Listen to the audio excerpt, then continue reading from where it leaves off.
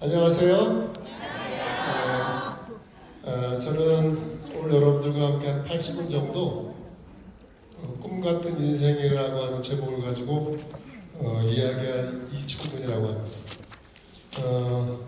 제가 오늘 오면서 하영미 사장님이 저를 신경주역에 픽업을 나와서 쭉 차를 타고 오면서 이런저런 얘기를 하면서 감회가 많이 새로웠어요. 하영미 사장님 사업하신 지가 언제죠? 2002년도. 그러니까 지금 오늘 최숙희 신영태 사장님이 하와이에 서밋을 갔는데 최숙희 신영태 사장님이 사업한 최숙희 사장님이 2001년도에 가입해서 2002년도 10월 글로벌 누스킨 글로벌 컨벤션, 그때 글로벌 컨벤션을 처음 갔던 그 기억 얘기를 막 하면서 내가 웃었어요. 웃으면서 참 누스킨 대단하다. 나는 이제 여러분들 이해하실지 모르지만 지금 제가 오면서 느끼는 건 그냥 가정 생활로 얘기하면 자식을 키워서 출가를 시켰는데 그 자식이 아주 잘 사는 자식이에요. 자식이 그 집에를 내가 놀러 가는 거예요. 그 마음이 편해 안 편해? 근데 자식이 다 출가시키면 다 잘 살아요. 잘 사는 애도 있고 못 사는 애도 있어요. 못 사는 애도 있어요. 못 사는 애 집에 가면 내가 좀 마음이 짠해. 근데 이 집에는 오면 좀 마음이 편해. 왜 그러냐? 2002년도 10월에 글로벌 라이브에 신영태, 최숙희 사장 두 사람만 왔었어요. 2002년도 10월에. 그러니까 여러분들한테 희망을 드리는 거예요. 2002년도 10월에 최숙희, 신영태 딱 두 사람만 유타에 왔었어요. 그걸 제가 왜 기억하냐? 그땐 저는 최숙희 신영태라는 분이 누군지 몰랐어요. 근데 뉴스킨 라이브를 왔다 갔는데 10월에 왔는데 12월 말까지 제 서랍에 여권을 안 찾아간 사람이 딱 두 명 있었어요. 그래서 내가 이게 누군데 왜 여권을 안 찾아가 이 사람들? 그랬더니 내 서랍만 열면 여권이 두 개였어. 신경 쓰이니까 여권 남의 여권 가는 게 불편하다. 그래서 최숙희 신영태 누구야 이거 이 사람들? 미국 갔다 왔으면 여권을 찾아가야지 왜 안 찾아가? 그래서 막 수소문 했더니 부산에 있는 사람이래. 전화했어요. 신영태 사장 여보세요? 여보세요? 신영태 사장 나 저 이충근이요. 이 사장님 근데 뭐 여권을 왜 안 찾아가야 돼? 여권을 찾아가야 되니까. 자기는 한 번 쓰고 버리는 건 줄 알았대. 그래서 내가 최숙희 신영태 사장을 기억을 해요. 근데 딱 두 분만 글로벌 컨벤션 18년 전에 왔던 그분이 오늘 하정현 사장님의 팀을 제외하고 그 두 분이 이렇게 모은 식구가 500명이에요. 네? 하정현 사장님까지 같이 합하면 1000명이 모이는 거예요. 그게 레버리지입니다. 좀 느낌이 오세요? 네. 지금 나 여기 둘이 왔다고 그렇게 슬퍼할 필요 없다니까. 얼굴이 어두운 분이 좀 있어 이렇게 보면 또 초대한 사람이 또 빠꾸가 나만 와가지고 내가 지금 경주를 혼자서 몇 번 해야 돼. 경주빵 혼자 먹고 몇 번 해야 돼가지고 이 경주빵 혼자 먹으면 눈물 젖은 경주빵 이거 괜찮다. 여러분도 꿈 같은 인생을 살 수가 있습니다. 제가 제목을 꿈 같은 인생으로 한 이유는 뭐냐면 많은 분들이 어떤 일을 할 때 특히 직장인들은요 직장 생활하다가 직장을 관두는 경우가 뭐냐면 자기 선배들의 삶의 모습을 보고 야 내가 직장 생활 20년 해가지고 저렇게 해야 되는 거야? 그냥 싫다 이렇게 나가는 경우가 많아요. 그래 안 그래요? 그런 경우가 많죠. 그럼 여러분들 입장에서 제가 이렇게 보니까 여기 지금 오신 분 중에 제가 왜냐하면 이제 80분 동안 얘기하는 과정 중에 조금 더 감안해서 얘기를 하려고 하는데 저를 처음 보시는 분 저 사람 누구야? 손을 좀 크게 들어보. 그래서 여러분들 시간 이거 봐. 쟤는 누구냐? 그러니까 이게 저 다단계에서 말하는 맨 꼭대기 대가리에 있는 애가 뭐지? 그러니까 그 말로만 듣던 그냥 이렇게 해서 대가리 맨 대가 돈 많이 번다는 게 그 대가리 그게 아니라 여러분들 제가 오늘 제가 80분 동안 한 얘기를 잘 들으시면 여러분의 인생이 바뀔 수 있습니다. 그냥 부정적인 생각 한 번 더 얘기해봐. 내가 한번 들어볼게. 그 마음이 아니라 왜냐하면 왜냐? 제가 먼저 앞에 부분에 여러분들의 제가 이 대화의 주도권을 잡고 가려고 사실은 저는 돈 얘기 잘 안 하는데 처음 보는 분들이 너무 많아서 제가 한번 대화의 주도권을 잡아가려고 하고 싶지는 않지만 돈 얘기를 제가 좀 하겠습니다. 제가 3년 전에 뉴스킨으로부터 천만장자 인증을 받았어요. 천만장자 3년 전에. 천만장자를 하면 뉴스킨을 통해서 120억을 벌었다는 얘기입니다. 3년 전에.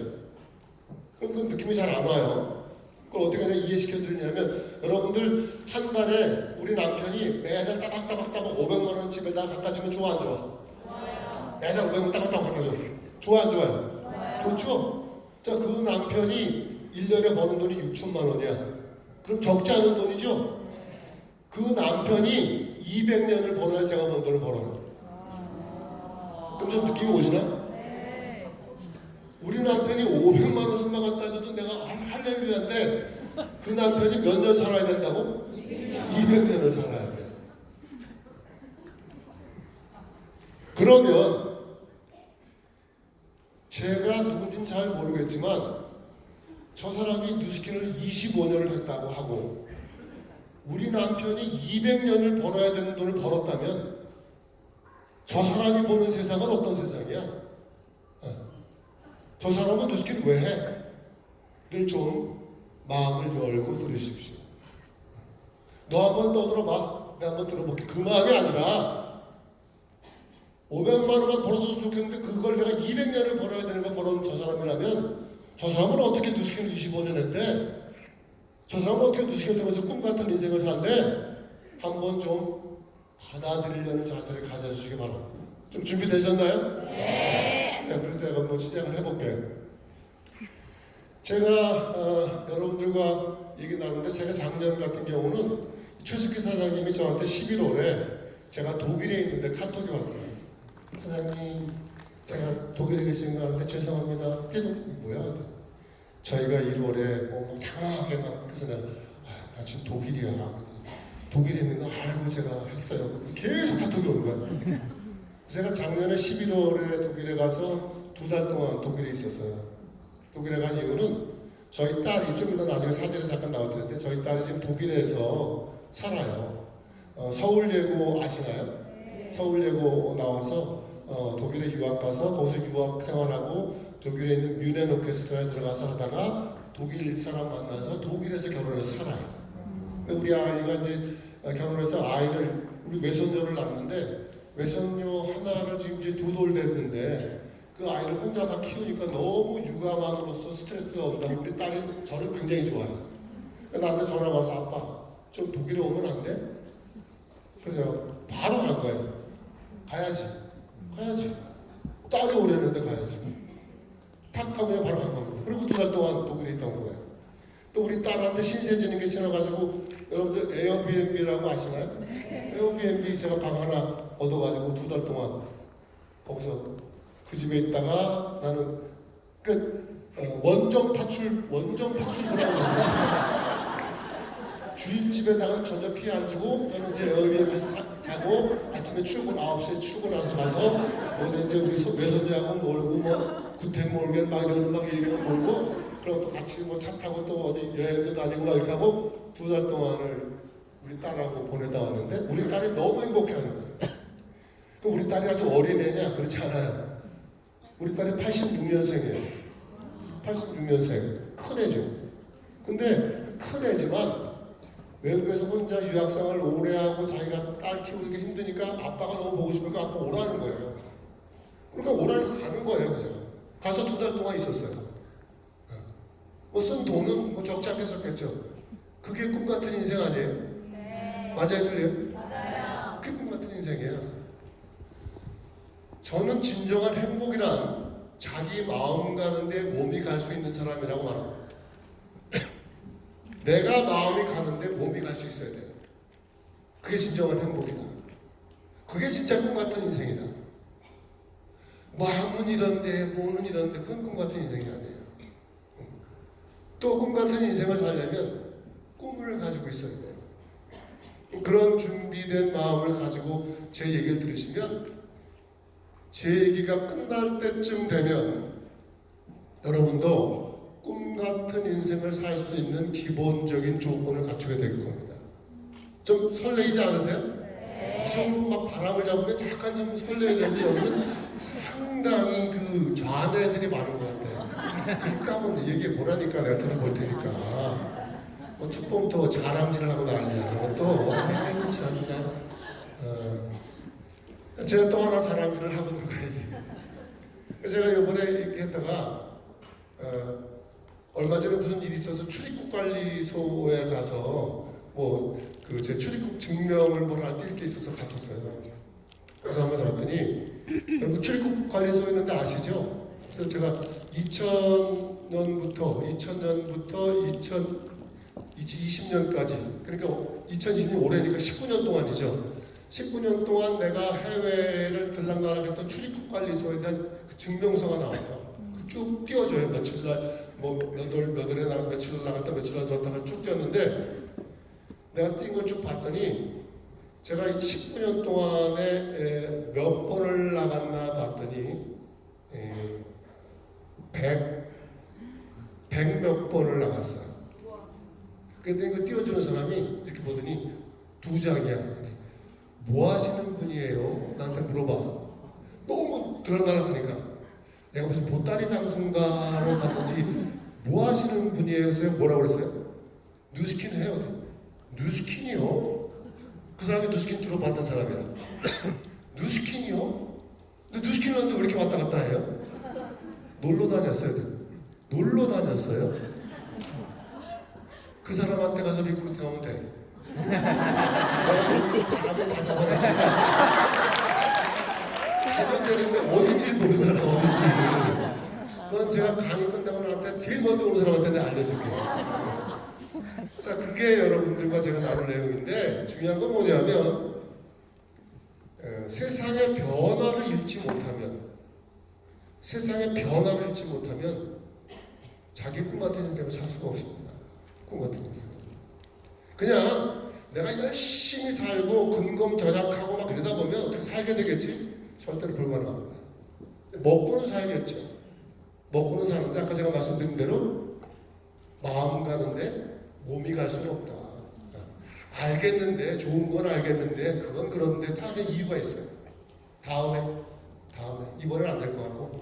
그래서 여러분들 제가 말씀드린 것 중에 이제 제 중간에 그 최숙회 사장이 부탁해서 사장님의 마이스토리도 좀 제가 강의할 때 제 마이스토리를 하는 적이 거의 없는데 꼭 이번에 마이스토리를 좀 해달라서 뒤에 부분에 제가 어떻게 뉴스킨을 만나게 됐고 어떻게 하는지 잠깐 보여드릴 테니까 한번 좀 잘 준비되셨으면 같이 가겠습니다. 준비되셨나요? 네. 자, 그러면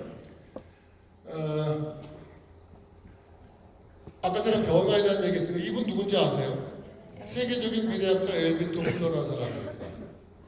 엘빈 토플러가 뭐라고 그랬냐면 변화란 단지 삶에서 필요한 것이 아니라 삶 자체이다. 그냥 변화는 사는 거야. 여러분도 지금 여기 아까 뭐 계신데 혹시 한번 깍지 한번 껴보실래요? 깍지 껴보세요. 딱 편하게 딱. 깍지 끼고 옆에 사람하고 보면 나하고 깍지가 맞는 사람도 있고 막 깍지가 틀린 그러니까 왼손 엄지가 위에 올라온 사람이 있고 오른손 엄지가 올라온 사람도 있을 거예요. 보시면. 그래요? 그렇죠? 지금 여러분들이 처음에 깍지 낀 거를 반대로 한번 껴보실래요? 만약에 내가 왼손 엄지가 올라왔다면 오른손 엄지가 위에 올라온 깍지 한번 껴보세요. 편해요, 안 편해요? 안 편해요. 남의 손 같아. 깍지 하나 바꿔 꼈는데 너무너무 어색한 거예요. 그러니 변화는 얼마나 어렵겠어요. 깍지 하나조차도 이렇게 불편한데 세상의 변화에 적응한다는 건 너무 어렵다라는 겁니다. 그래서 제가 오늘 여러분들이 앞에 부분에 지금 세상이 어떻게 변화되고 있고에 대한 얘기 제가 가지고 있는 어떤 나름대로의 정리된 생각을 말씀드릴 텐데 잘 귀담아 들으시면 여러분들이 삶을 좀 더 풍요롭게 살 수 있을 것이다 라고 하고요. 여기 지금 세계적인 미래학자 엘빈 토플러 말고 구글에서 선정한 사람 중에 토마스 프레이라는 사람이 있습니다. 토마스 프레이라는 사람이 우리나라에 꽤 오래전에 왔었는데 토마스 프레이가 앞으로 다가올 미래에 대한 얘기한 얘기를 제가 잠깐 여러분들과 함께 보도록 하겠습니다.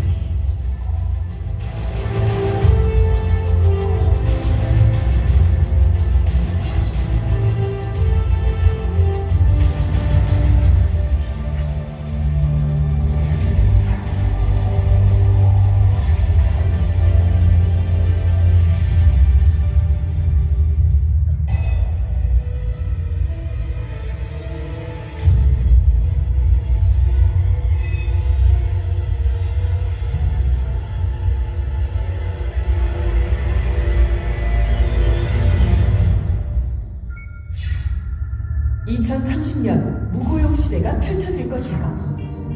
하지만 세상을 바꿀 혁신 기술이 차세대 일거리를 창출한다. 모든 사물에 존재할 소프트웨어, 의식주를 프린팅하는 3D 프린터, 통신과 배송 분야에서 활약할 드론, 그리고 무인 자동차까지. 지금부터 인류는 역사상 가장 큰 변화를 겪을 것이다.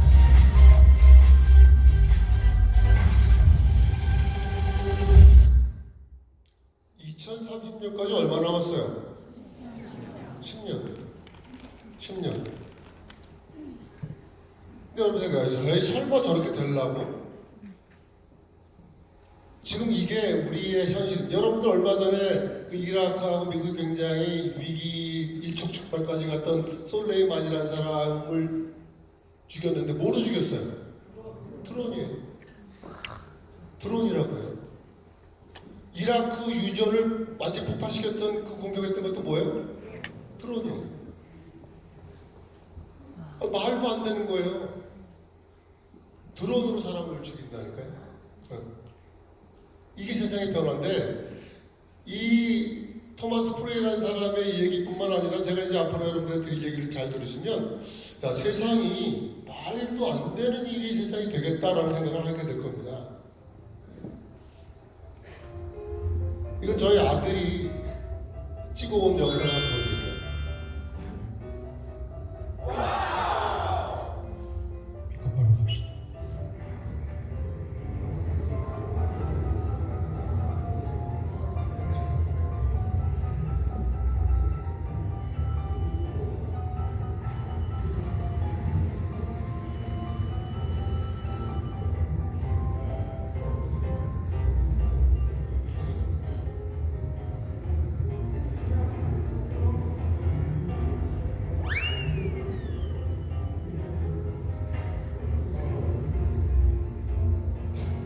제 픽업 번호는 8802번입니다.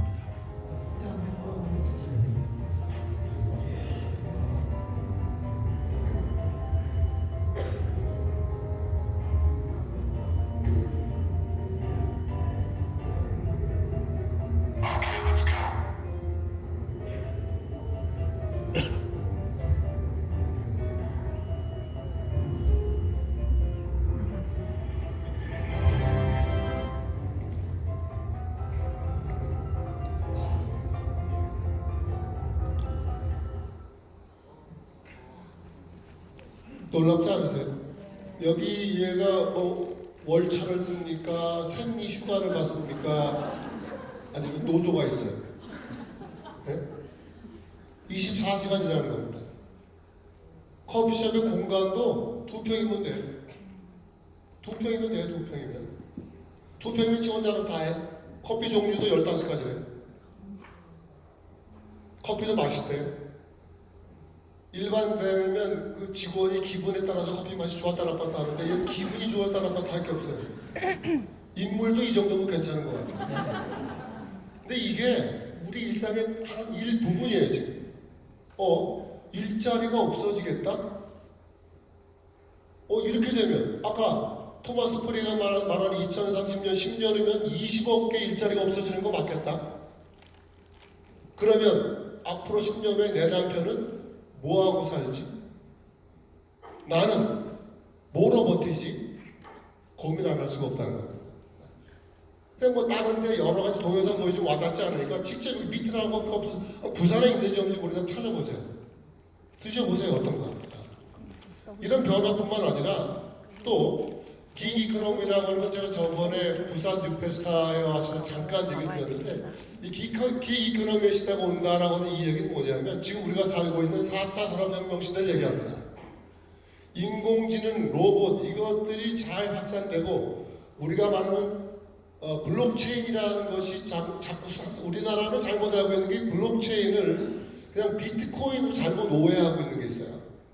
그래서 뭐 투기스 아니에요. 세상의 흐름을 완전히 바꿔놓을 수 있는 겁니다. 이 블록체인이라고 하는 게 극단적으로 블록체인의 최고의 권위자인 MIT 대학의 박사는 뭐라고 그러냐? 앞으로 10년 후에 공무원은 없어진다 그랬어요. 그 사람의 말이에요. 블록체인이 왜? 블록체인만큼 어떤 사실을 기록 관리하는 것에 철저한 거 없대요. 공무원이 하는 일이 뭐예요? 어떤 사실을 기록 관리하는 일이에요. 출생신고, 사망신고, 뭐 이전신고, 전입신고, 전출신고 전부 하는 일이 생산적인 게 아니라 기록을 관리하는 거예요. 그 일을 사람이 안 하고 블록체인이 한다는 겁니다. 그러면 공무원 되려고 뭐 삼수 사수하고 뭐 고시원에서 공부할 필요가 없는 거예요. 그러니까 세상이 어떻게 이렇게 되지? 라고 하는 상상 속의 세상이 된다는 겁니다. 이 기기 이코노미라는 게 뭐냐면 기기라는 건 1920년도에 재즈를 연주하던 사람들이 자기 세션들을 그냥 그때 필요한 사람들을 쓰는 것을 말해요. 다시 말하면 비정규직의 시대가 온다는 겁니다. 여러분 우버 자동차라는 거 아시나요? 우리나라에서 지금 우버 다 타다가 여러 가지 기존 운수업이나 이런 사람들한테 굉장히 저항을 받고 지금 제대로 달려 못 찾는데 결국 시간이 가면 가게 될 거라는 거죠. 우버의 기사들은 기기 이코노미 시대에 있는 사람들이에요. 정규직이에요? 비정규직이에요? 비정규직이에요. 기기 이코노미라고 하는 시대를 통해서 나가면 지금 어떤 책자가 나와 있냐면 혹시 이 책을 읽어보신 분 있는지 모르겠는데 안 읽어봤다면 이 책 한번 꼭 읽어보세요. 이렇게 돼요. 직장이 없는 시대가 온다? 이게 무슨 얘기예요? 이렇게 온다니까. 이게 제가 앞에 말씀드렸던 기기 이코노미라고 하는 걸 조금 더 구체화해 펼쳐놓은 거예요. 어떤 일이 될 거다. 그럼 이게 어떻게 되는데 왜? 그게 우리가 말하는 인공지능, 로봇 이런 것들로 다 대체가 되는 거예요. 그 간단하게 제가 커피 하는 거 하나 보여드린 거예요. 그러면 아까 무인 자동차, 화물트럭 기사 다 없어지겠지. 전기차, 수소차, 자동차 전기 없어 다 없어지겠지. 주유소 다 없어지겠지. 이게 지금 여러분들이 설마가 아니라니까요. 이미 상용화시킬 수 있는 단계가 많이 왔는데 이걸 빨리 시켜버리면 사회가 굉장히 많이 흔들릴까봐 지금 타이밍을 보는 거예요. 준비가 안 된 게 아니라 이걸 갑자기 내버리면 갑자기 사회가 붕괴되죠. 조금씩 보는 거예요. 여러분들 이거 하나 기억하세요. 영국에서 우리 산업혁명 나오면서 자동차, 증기기관이랑 자동차가 나왔잖아요. 기억하세요? 이 분위기가 갑자기 어두워졌어요. 근데 이게 반응을 안 하시네. 옛날에 1차 산업혁명에서 증기기관이라고 기억하세요? 네. 너무나 웃지 못할 증기기관에 대한 얘기를 하나 해드릴게. 증기기관이 발명되고 자동차가 나온 거예요. 자동차 전까지 영국에서의 이동수단은 뭐였어요? 마차로 다 이동했어요. 마차 가지고 돈 주고 타고. 그러니까 마차에 타는 사람들이 뭘 먹고 살았어? 마구들이 많이 먹고 살았을 거 아니야. 근데 갑자기 생각하면 모두 못한 차가 나왔네? 근데 얘가 마차보다 빨라 안 빨라? 어디서 빠르잖아. 그래서 항의를 한 거예요. 이거 뭐야? 내 밥줄이 끊어지겠다. 그래서 영국에서 처음에 자동차가 만들어져서 절대 마차보다 빨리 못 가게 규제했어요.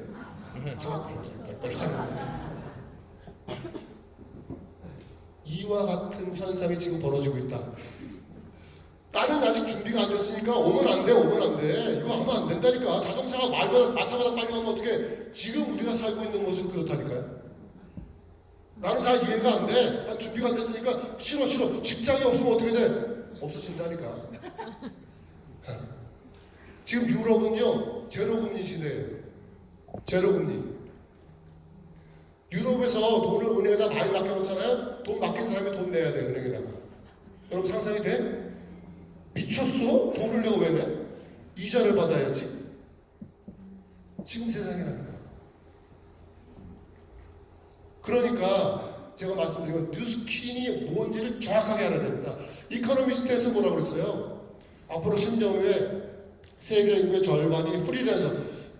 좋게 말한 거야. 좋게 프리랜서. 이거 뭐야 이거? 비정규직. 앞으로 10년 후에 전체 반이 비정규직이래. 수입이 일정치가 않아. 들어왔다 이거예요. 그게 지금 우리가 살고 있는 모습이라는 겁니다. 그런데 더 중요한 건 우리 삶이 유통기한은 짧아졌는데 유효기간이 길어졌어요. 제가 작년만 해도 문상 가보면 보통 그 상당한 분들 봤을 때 돌아가신 분의 연세가 다 90 언저리야. 92세. 제일 많이 연세 드신 분 제가 돌아가신 거 문상 가면 102살 돌아가신 분 문상도 가봤어. 그러니까 어떻게 해?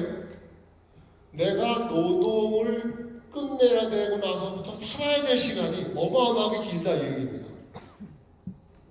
노동이 끝나니까 내 수입이 들어와 안 들어와요? 안 들어와. 수입이 안 들어오는데 살아야 될 시간이 30년, 40년인데 어떻게 살아?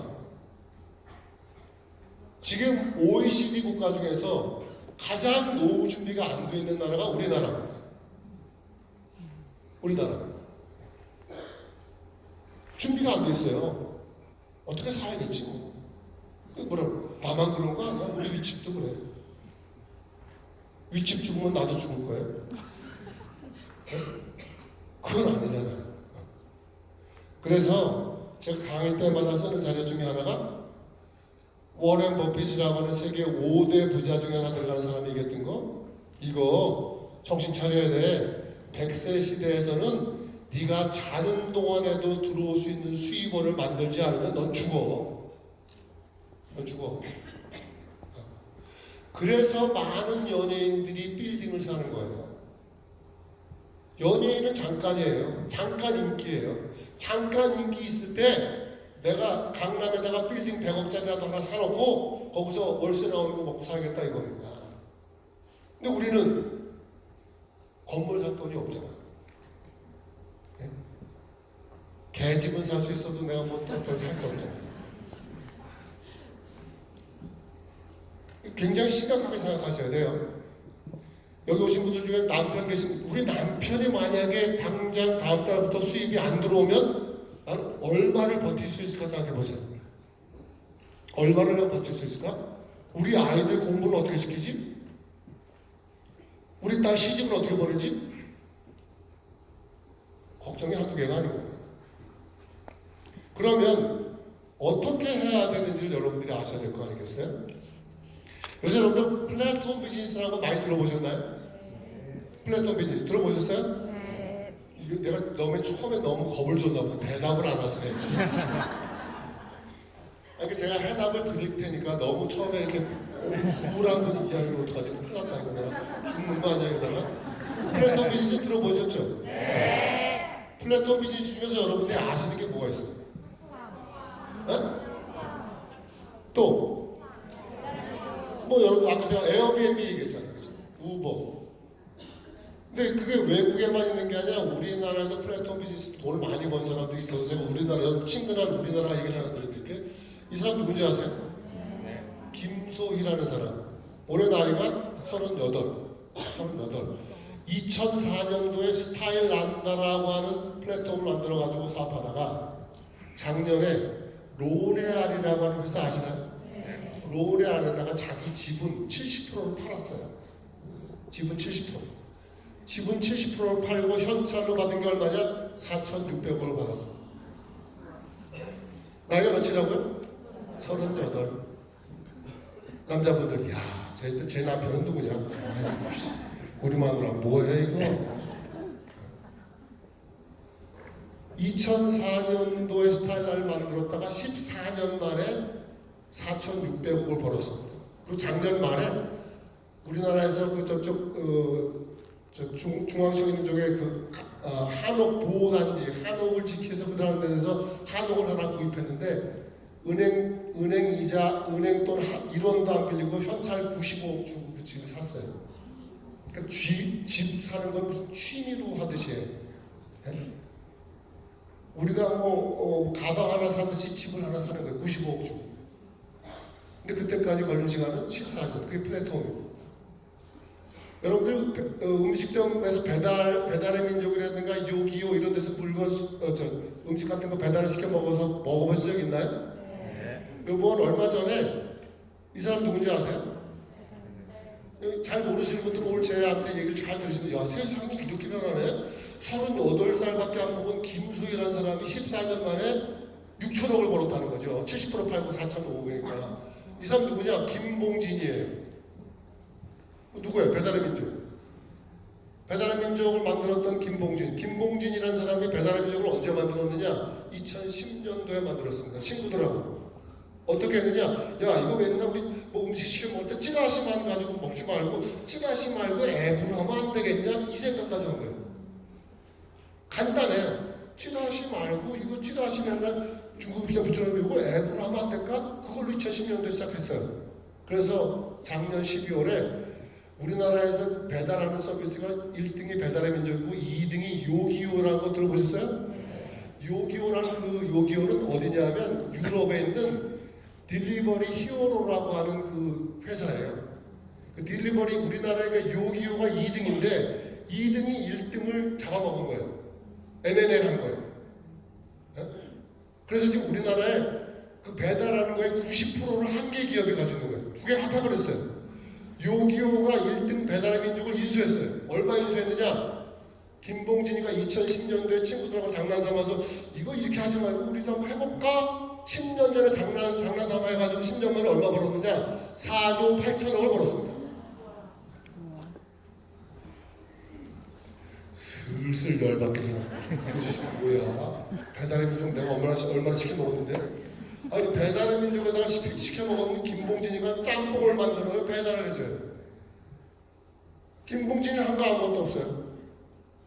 예? 그 사람 뭘 했어요?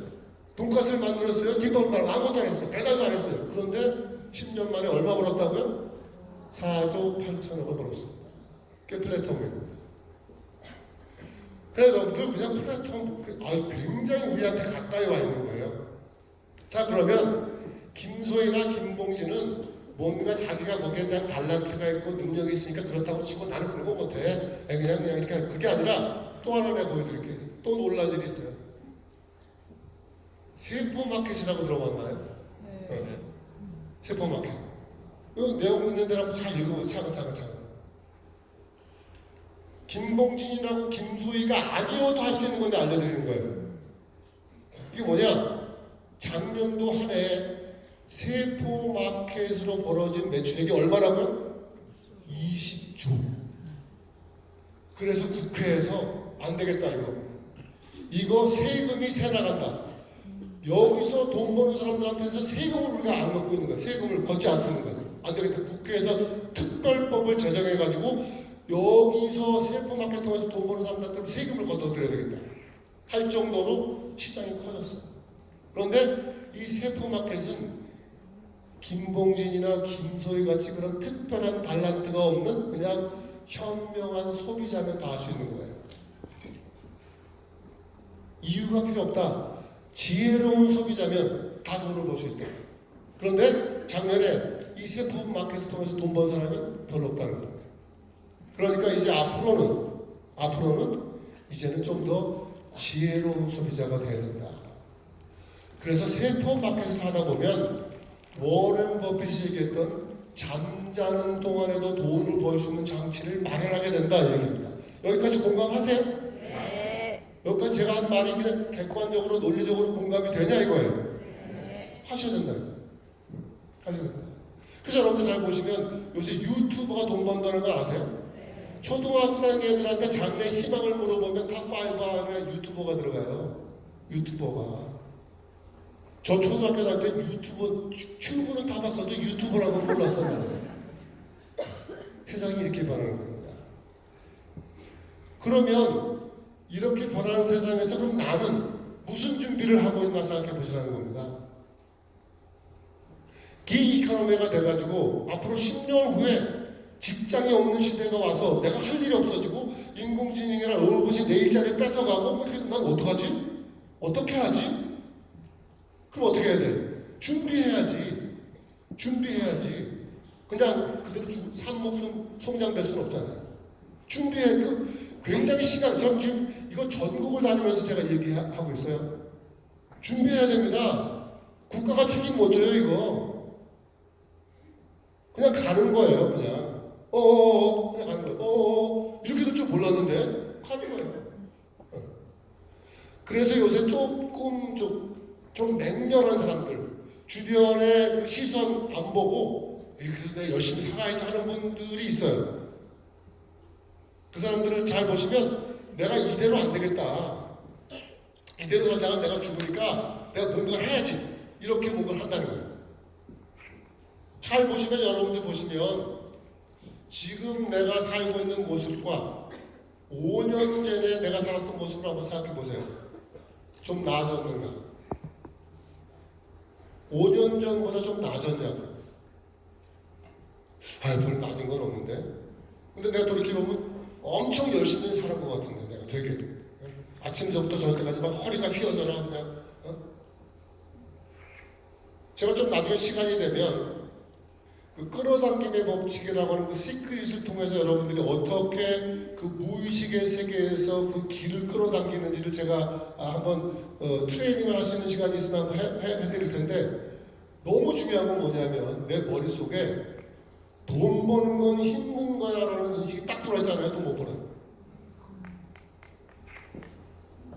돈 버는 건 힘든 거야 라는 생각이 나한테 무의식에 깔려있잖아. 돈 못 버는 거잖아. 그리고 돈은 피땀 흘려서 열심히 벌어야 되는 거야 라고 생각해서 절대로 못 벌어. 왜? 그 무의식이 나를 통제해버리는 거야. 되게 무서운 거예요. 그런 부분에서 여러분들이 아까 제가 말씀드렸잖아요. 미디어 앞에 부분에 너 그렇게 말하는 너 했어? 했어요. 했다니까요. 아까 말씀드렸잖아요. 한 달에 500만 원 버는 사람이 200년을 벌어야지 내가 번 돈 번다니까요.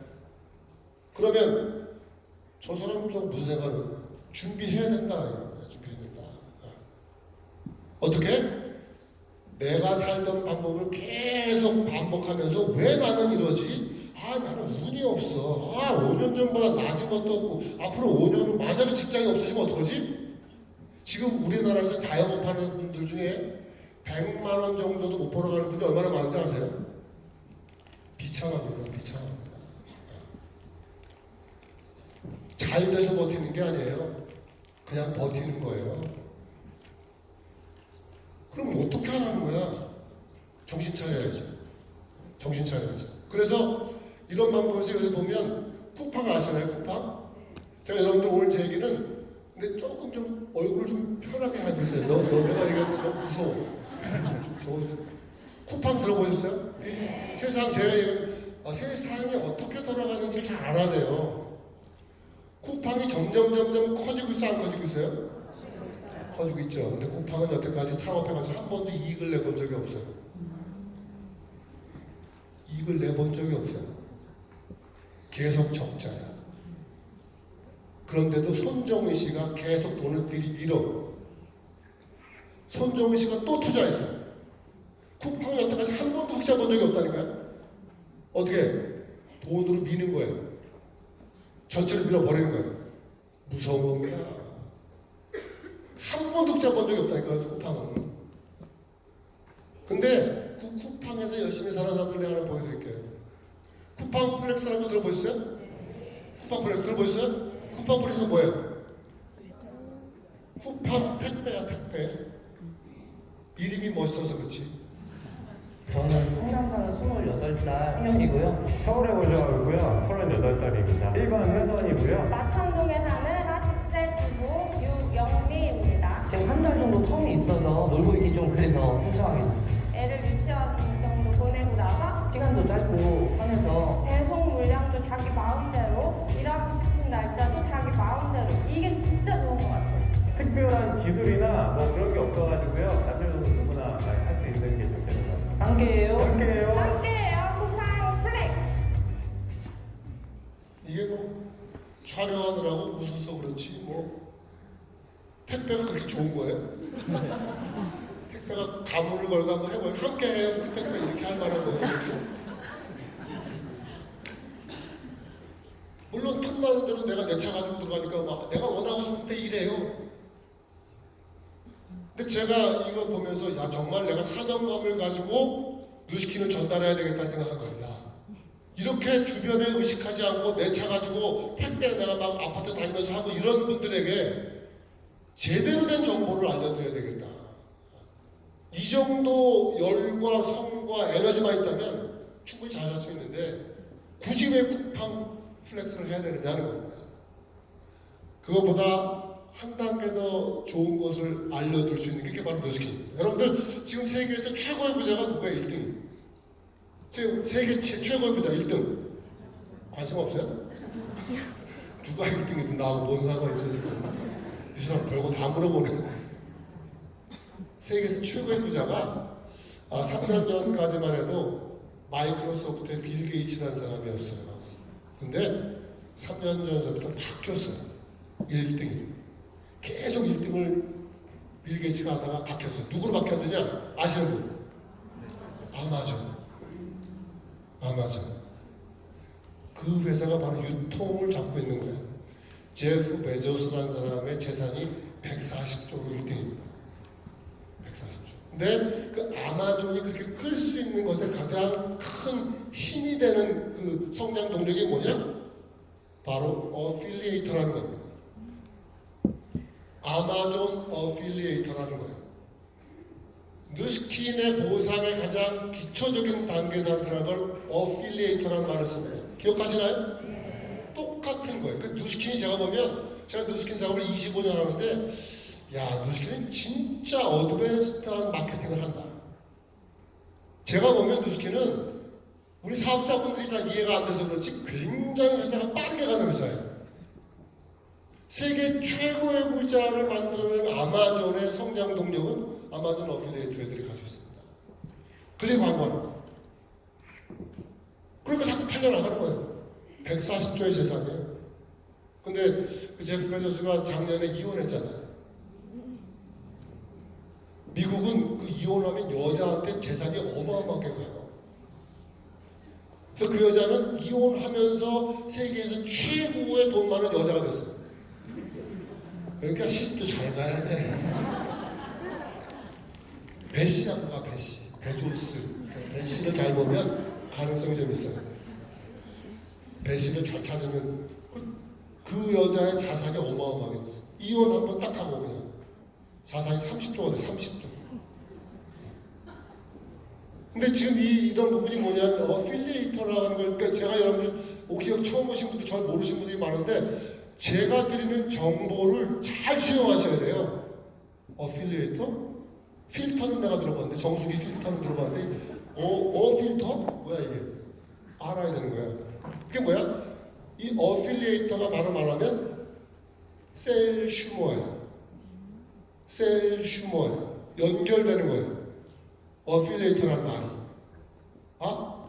그러니까 지혜로운 소비자가 뭔가 움직일 수 있는 건 그 방법이 뭐냐? 이렇게 가는 거예요. 그런데 이걸 알았는데 어떻게 해야 되는지를 모르니까 지금 못 찾는 거예요. 그게 지금 누스키는 겁니다. 세계에서 최고의 기술력을 가지고 있는 회사가 이 방법을 딱 지금 가지고 있는 거예요. 근데 이걸 여러분들이 누스킨 오늘 처음 오신 분들 아니면 누스킨 잘 몰라서 아니면 누가 여기 경주에 한번 놀러 가셔서 왔더니 갑자기 뭐 이상한 데 앉아놓고 막 계속 밥도 안 주고 막 뭐라고 이거 잘 아셔야 되는 겁니다. 어떻게 움직이는지 어떻게 이 세상의 변화의 중심에 내가 설 것이냐를 아셔야 된다는 거죠.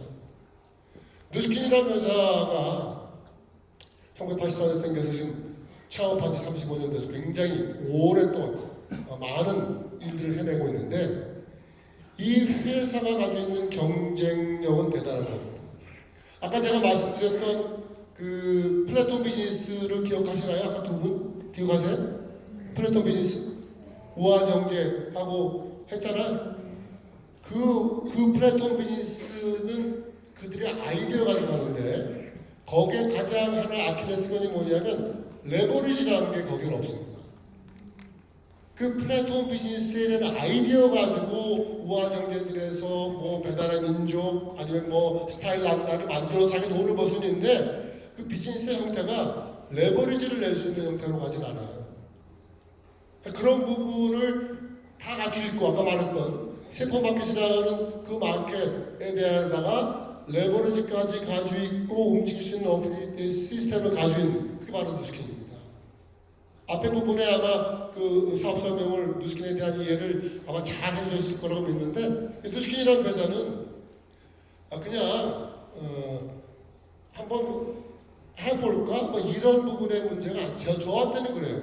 제가 누스킨 지금 25년째 하고 있는데 이제 누스킨은 이 시대의 흐름 4차 산업혁명 시대, 인공지능, 로봇, 드론, 무인자들 막 이런 변화무쌍하고 기기이코노미 이런 시대에 우리 같은 평범한 서민들이 자기의 인생을 개런티할 수 있는, 내가 100세를 살더라도 그냥 편안하게 살 수 있는 그런 보장을 해주는 보험과 같은 겁니다. 그걸 잘 여러분들이 아시고, 이 미국 내에서 그 유수한 기업들, 여러분들이 아실 만한 기업들 많이 있는데, 그런 기업들과 당당하게 유타주를 대표하는 그 기업으로 딱 되는 게 뉴스. 여러분들 여기 아실 만한 거 많잖아요. 뭐 나이키서부터 스타벅스서부터 AT&T 뭐 많잖아요. UPS, 뉴스킨이 딱 당당하게 들어가 있다는 거. 그러니까 그런 기업이라는 걸 잘 아시고, 어떻게 이 기업을 통해서 내가 나의 인생을 잘 매니지먼트 할 것인가 한번 좀 고민해 보시기 바랍니다. 여러분들 이 그림이 마음에 드시나요? 다이어트 하시는 분들은 이런 그림 하나 걸어놓고 있으면 식욕 억제제로서 도움이 될 수도 있는데, 만약에 남자분들한테, 여기 처음 오신 남자분들한테 이 그림을 제가 경매에 붙여가지고, 자, 이 그림 얼마에 사시겠습니까? 하면 우리 최우석 사장님 얼마 사시죠? 안 사는 거 아니죠? 질문하면서 저 사람은 안 살 사람은 내가 살 사람이 아니야. 그럼 우리 김대원 사장님은 얼마에 사시나요? 안 사겠네. 다 여기 있는 분들 다 이걸 이 그림을 돈 주고 사요? 돈 주고, 이걸 왜 돈 주고 사요? 이게 세계적으로 유명한 옥션이라고 하는 경매 사이트에서 이 그림이 얼마에 낙찰이 됐느냐? 350억 원에 낙찰이 됐습니다. 10,000원도 쓰기 싫은 그림이에요. 이걸 왜 사요 도대체? 참나.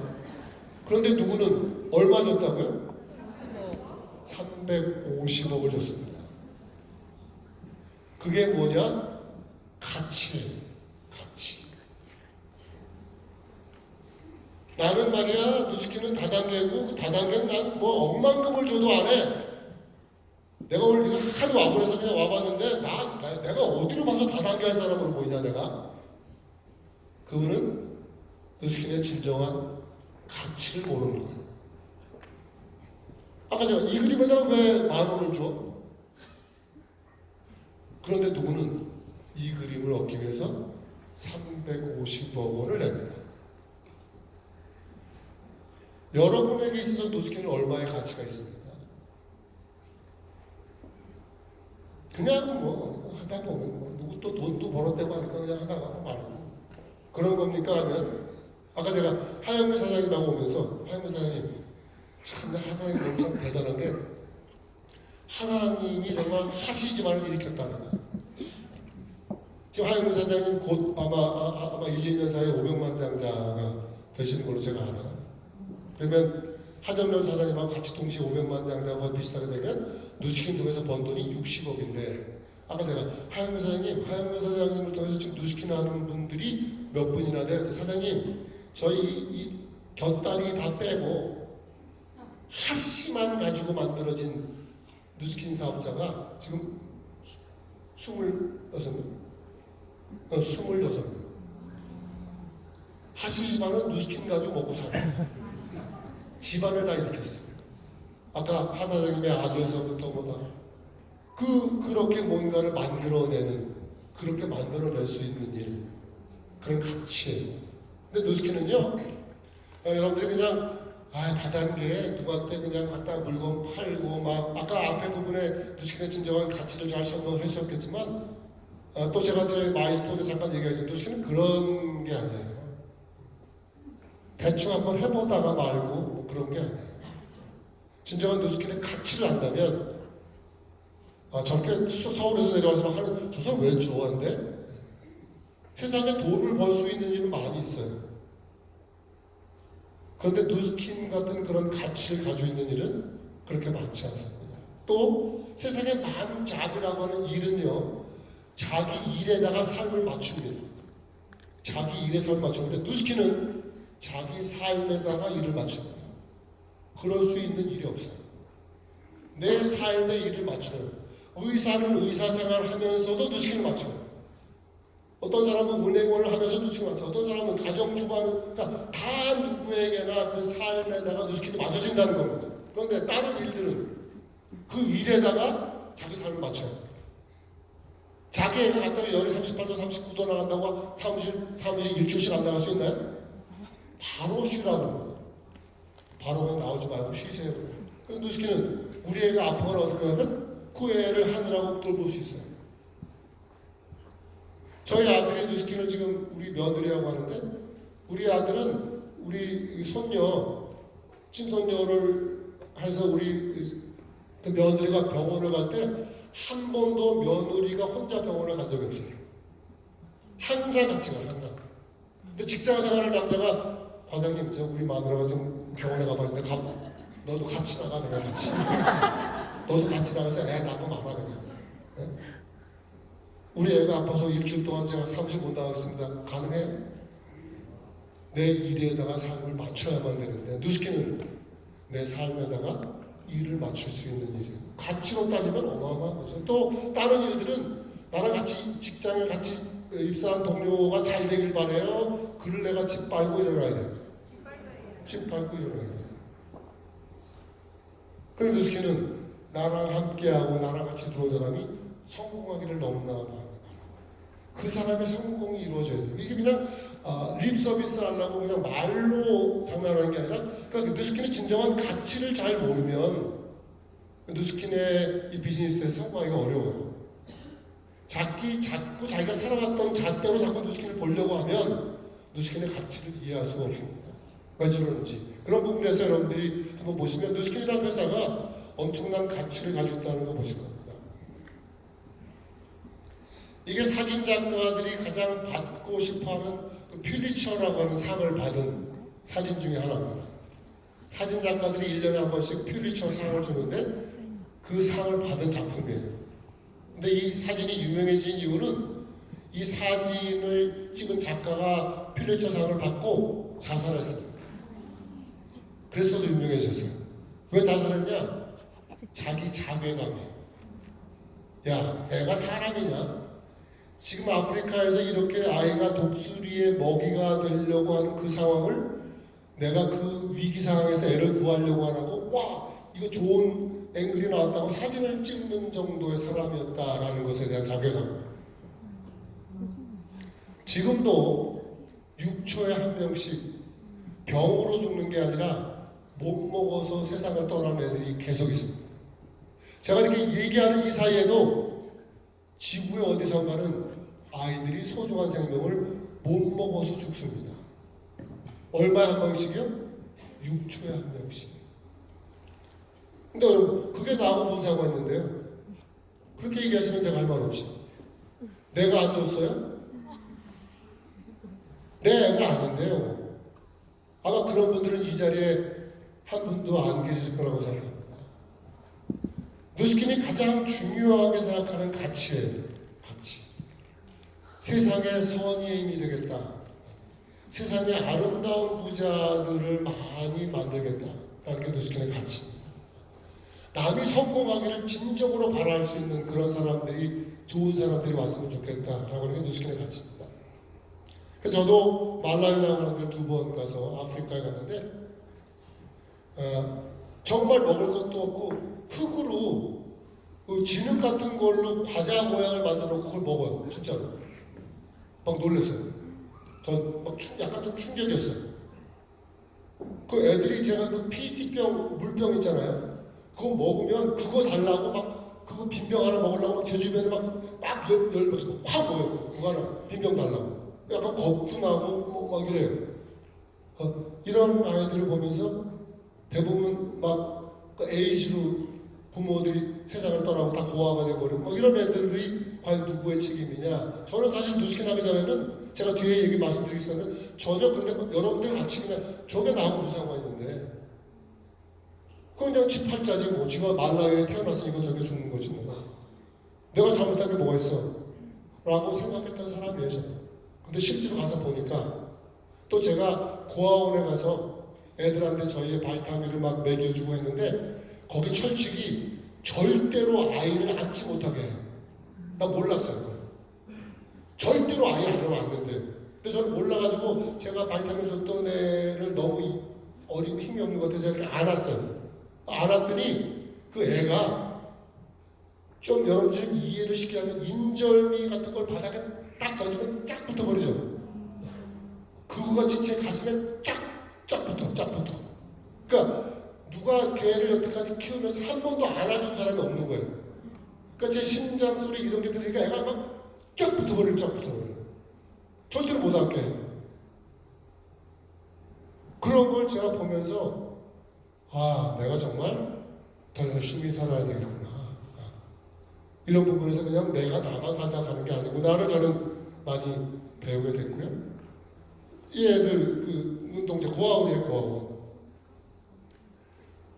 저도 뭐 우리나라에서도 고아원을 안 가봤던 사람입니다. 우리나라에서도.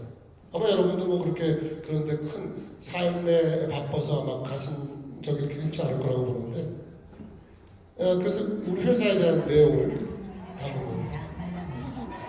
지금 그곳이 변하고 있다. 그 변화의 중심에 있는 한 기업 공사다. 이들은 5년 전부터 일자리 지원과 노동교육을 통해 말라위의 자립을 돕고 있다는데, 태어나자마자 에이즈로 부모를 여윈 아이들,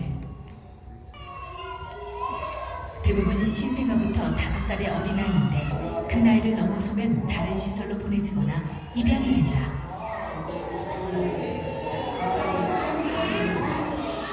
봉사단은 부모의 사랑을 받아본 적이 없는 아이들에게 일일 부모가 되어주겠다.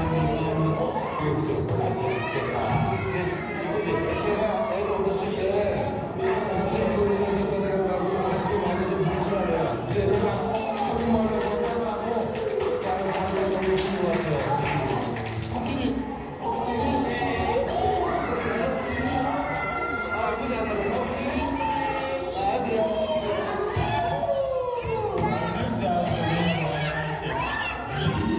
재미있는 이야기는 나이도 국경도 뛰어넘게 하는 힘이 있다.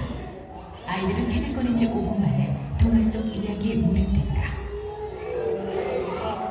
봉사단은 아이들이 책을 통해 조금 더 큰 세상을 경험하길 바라는 마음이다.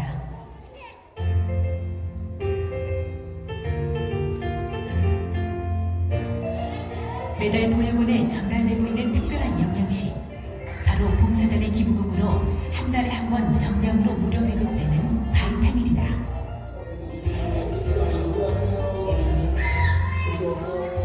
덕분에 배고픈 걱정에서 벗어나 이제 하루 두 끼는 영양죽으로 배를 채울 수 있게 된 아이들.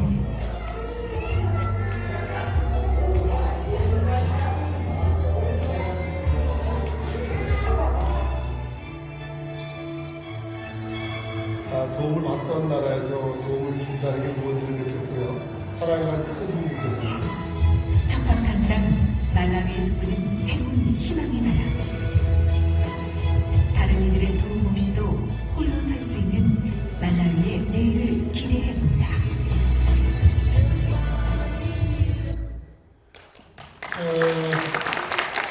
뭐 이런 부분들 여러분들이 보시면 야, 이 회사가 내가 생각할 때 그냥 물건 팔고 돈 벌고 그런 게 아니구나를 어느 정도 일부분은 좀 느끼셔서 그럴 거라고요. 제 얘기를 제가 잠깐 드릴게요. 이 저입니다, 저. 제가 결혼 1982년도에 결혼했죠. 1982년도에 저희 와이프도 지금 저랑 같이 사업을 하고 있고요. 82년도에 결혼을 해서 이 누스킨을 만나게 된 그 배경, 제가 누스킨을 어떻게 만났고 어떻게 하게 됐고 어떻게 지금까지 왔는지에 대해서 제가 10분 정도 잠깐 드릴게요. 이렇게 결혼해서 저희 아들, 며느리 다 지금 누스킨 합니다. 저희 아들은 세계 100대 안에 들어가는 맥쿼리라고 하는 대학에서 경영학을 전공했었고, 그리고 우리나라에 들어와서 제가 외국인 기업에 취업하려고 하는 거를, 외국인 기업에 취업하는 것보다는 아빠가 누스킨 한번 하는 걸 알아보는 게 어떻겠냐라고 해서 지금 누스킨을 되게 행복하게 저희 며느리하고 같이 하고 있고요. 아까 제가 말했던 저희 딸하고 저희 독일 사위예요. 독일 사위도 같이 이제 얘네들은 지금 음악하는 사람들이기 때문에 그냥 누스킨을 하고 있지는 않고, 제가 누스킨을 통해서 이렇게 저희 가정을 이루게 됐고, 제가 3년 전에 누스킨에서 그 천만장자 인정을 받을 때 그때 저희 와이프하고 찍은 사진입니다. 그래서 저희가 이렇게 됐는데, 이제 제 얘기를 제가 잠깐 드릴게요. 여러분들에게 조금 어떻게 저 사람이 96년도에 누스킨을 하게 됐느냐, 그리고 어떻게 한 가지를 저렇게 25년 동안 계속 해오고 있느냐가 여러분들이 오늘 처음 오신 분들 중에 내가 지금 누스킨을 할까 말까, 할 수 있을까, 해야 되는 거야 말아야 되는 거에 대해서 혹시 그게 동기유발이 된다면 저는 뭐 더 이상 바랄 게 없습니다.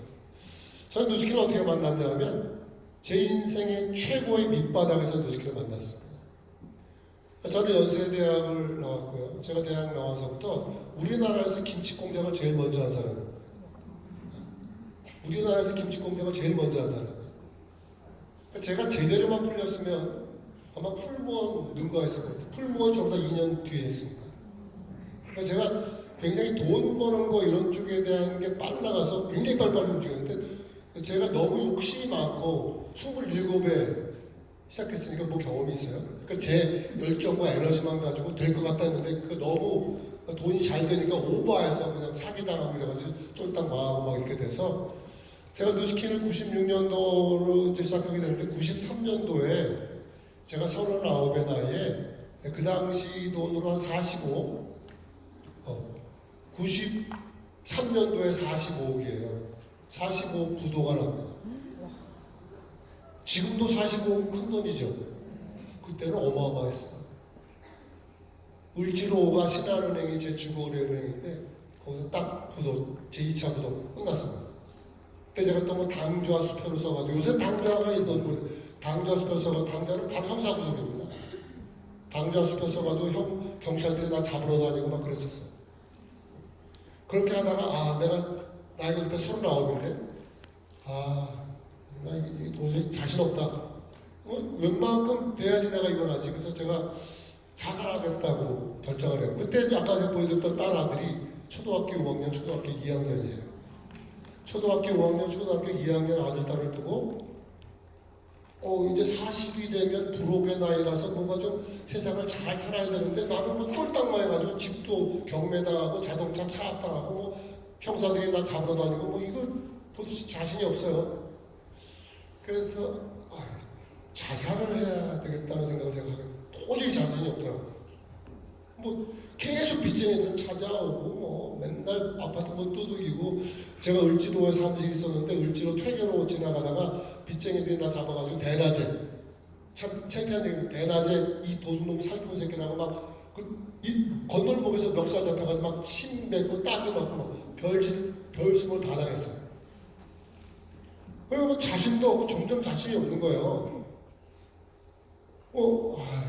애들 보니까 키울 자신도 없고. 그래서 죽어야 되겠다. 자살해야 되겠다 생각했습니다. 자살해야 되겠다 생각해서 요새도 그런지 모르는데 수면제를 한 약국에서 많이 안 줍니다. 수면제 요새도 그럴 거예요. 많이 먹으면 죽을 수 있어서 여러 약국을 다니면서 제가 수면제를 다 모아요. 먹고 죽으려고 이제 내가 이제 도저히 자신 없고 그렇다고 내가 요새 막 애들 막 이렇게 막 연탄가스 이런 거 잘 못하고 그래서 그냥 먹을 때 다 같이 우리 애들도 먹는 걸 워낙 좋아해서 다 먹는 데 내가 다 부셔가지고 먹어가지고 먹고 그냥 다 같이 죽어야 되겠다 생각을 했었는데 우리 와이프도 뭐 그때 뭐 맨날 내가 시다니니까 근데 우리 마누라가 하는 얘기가 여보 근데 이거 우리 이렇게 다 같이 음동 자살했다가 우리는 죽었는데 우리 애 중에 누가 하나가 살면 어떡하냐고 나한테 그러는 거예요. 그러니까 그렇다고 내가 애들을 막 교살해서 그럴 마음은 없고 그러니까 또 그것도 또 걱정이 되는 거예요. 나는 죽었는데 우리 막내 딸이 살아있으면 그거 어떻게 해? 그래서 이건 좀 확실하지 않은 계획이다. 그래서 이건 계획 자체가 좀 확실하지가 않다 그래서 버렸어요. 그리고 막 불안하니까 제가 학교 다닐 때까지도 가출 한 번도 안 해봤는데 가출을 합니다 제가. 그러니까 현실이 무서우니까 도망가는 거예요. 뭐 이렇게 저렇게 하다가 결국적으로 제가 잡혀요. 경찰한테 잡혀가지고 또 가요. 구치소도 가요. 뭐 제 얘기 드리자면 뭐 이거 뭐 하루 같이 뭐 하여튼 상상 진짜 저 사람 어마어마한 상태였구나. 아마 지금 여기 계신 분 중에 제가 누스키를 만날 당시의 그 상황보다 더 안 좋은 건 한 번도 없을 겁니다. 나보다 나랍니다. 예.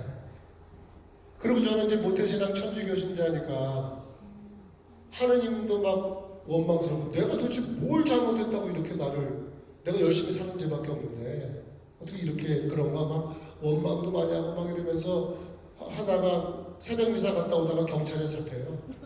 그것도 또 묘하게 새벽 미사 갔다 오다가 경찰에 잡혔다니까 가서 가요. 뭐 이렇게 저렇게 하다 그래도 화해해가지고 뭐 한참 있다가 나오게 됐습니다만 그러고 제가 이제 막 기도를 하면서 제가 이제 하느님한테 기도를 하게 됩니다. 기도를 하게 되는데 그렇게 빚이 많고 집도 경매당했어요. 집도 경매당해서 사골세를 가게 되고 막 이런 상황에서 기도를 하는데 저도 지금도 잘 이해가 안 돼요. 그렇게 막 빚을 지고 음독 자살하려고 하고 막 그렇게 했던 사람이면 어떻게든 나 빨리 돈 벌고 이거 빚도 갚게 해주고 막 이렇게 기도할 것 같은데 제가 뭐라고 기도를 했냐면 하나님한테 하나님 제가 어차피 한번 죽었다고 생각하고 다시 사는 인생인데 내가 나머지 인생 사는 거는 그냥 그 캐톨릭 신자 신앙인으로서 살 수 있게끔 절 도와달라고 기도합니다. 그러고 만난 게 누스킨이에요. 저는. 그러니까 저는 누스킨이 여러분들은 뭐 다 다를 거예요. 뭐 여러분들은 여러분 친구가 오라고 해도 저는 저한테 지금 누스킨은 뭐냐면 하느님이 저한테 주신 거라고 저는 지금도 믿고 있어요. 근데 왜 내가 그렇게 오랫동안 기도하다가 누스킨을 만났습니까? 그러니까 여러분들 아까 그림 보여주고 350억 저한테는 그 이상의 가치가 있는 거예요. 어떤 분들이 다단계하는 주제에 뭐 그건 그분의 생각이고 저한테는 제 목숨이라니까요. 이게. 왜?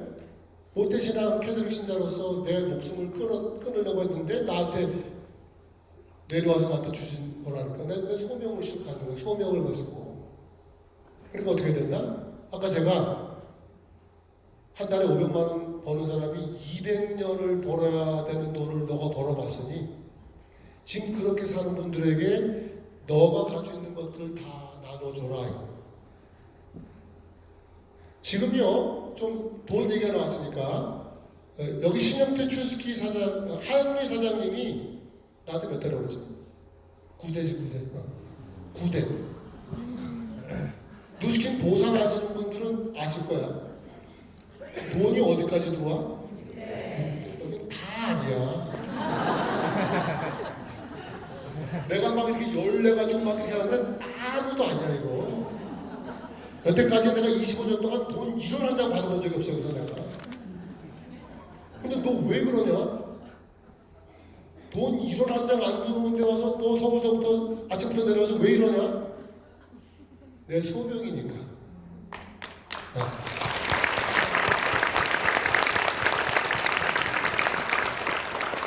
오늘 제가 여러분들하고 만나려고 새벽미사에 제가 이제 성당에서 봉사하는 게 있어가지고 성신분배자 봉사하니까 하고 새벽미사에서 기도하고 오늘 내려온 거예요.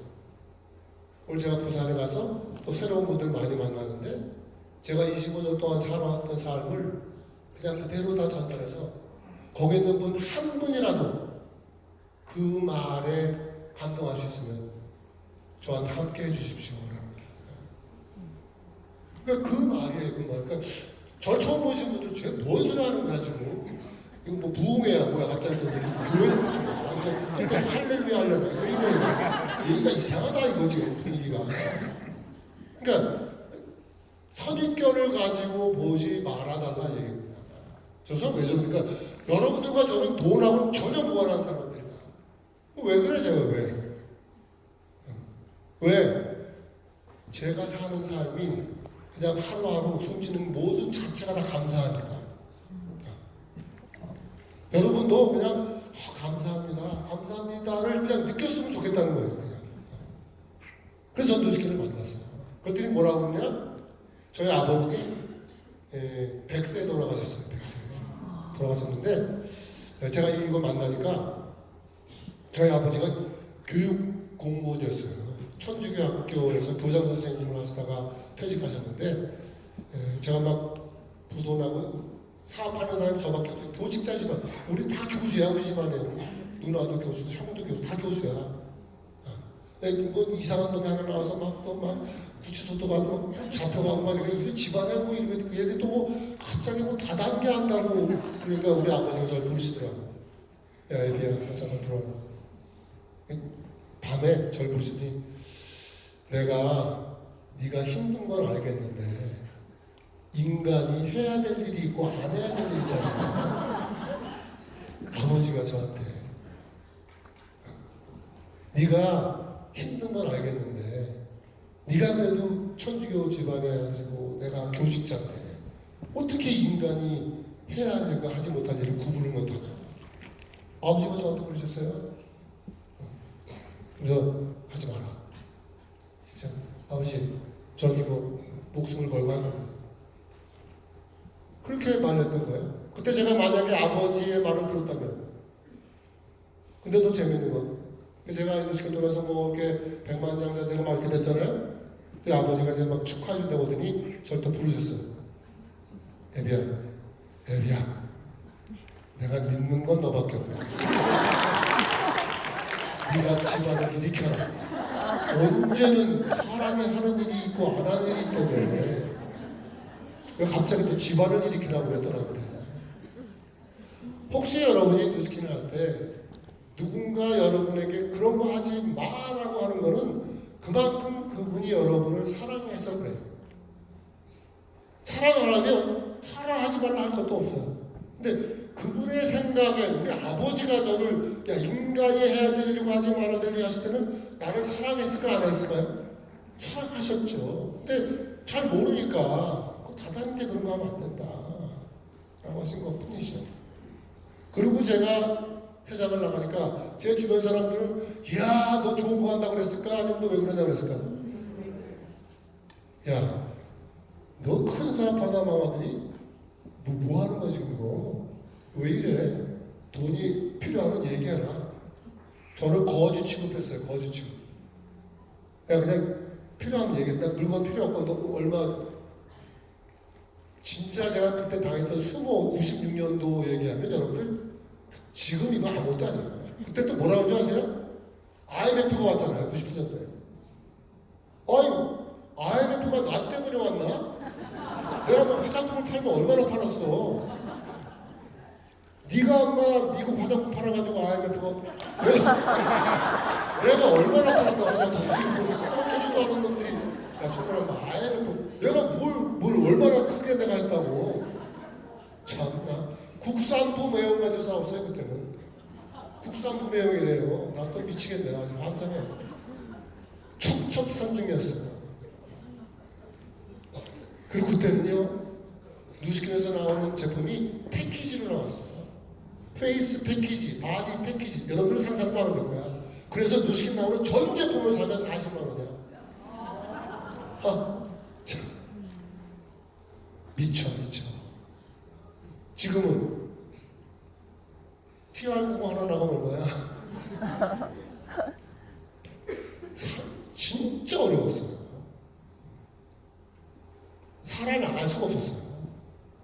지금 여러분들 할렐루야야. 뭐야 TR90 하나 첫 포인트야. 뭐야.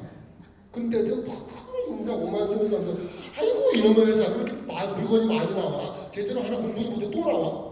또 나오면 좋은 거지.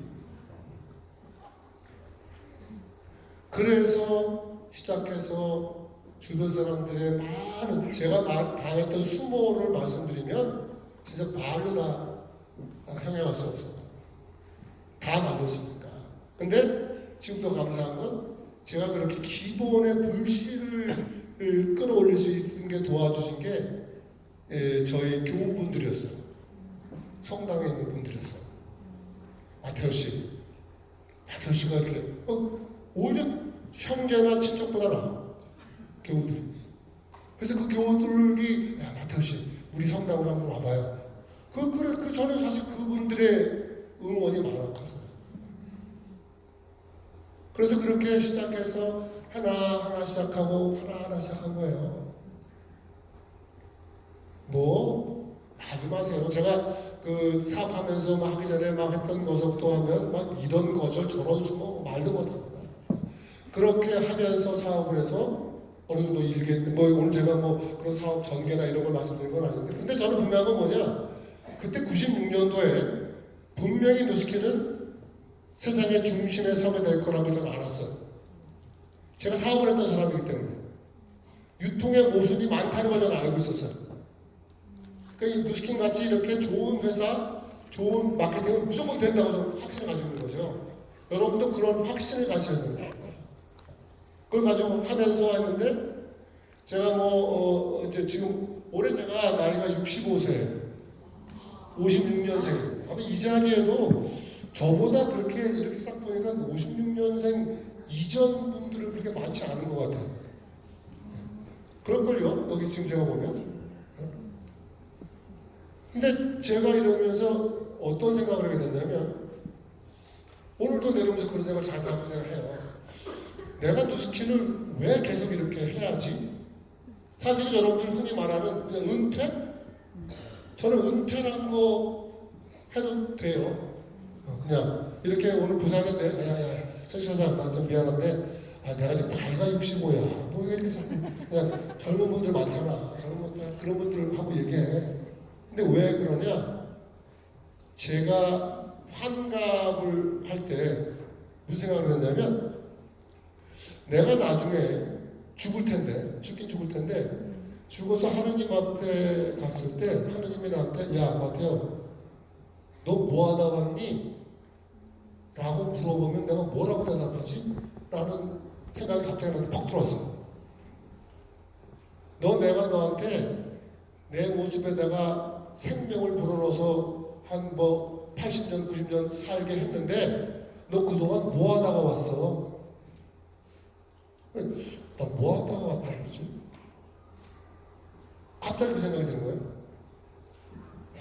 내가 진짜 나도 이렇게 왔으면 뭔가 뜻이 있을 텐데, 나도 세상에다가 뭔가, 제가 많은 사람들, 제가 사실은요, 하나님, 제가 부산에 갔는데 걔는 막 돈 한 푼도 안 받는 사람들인데 거기서 내가 열심히 얘기하고 내가 말할 게 있어야지.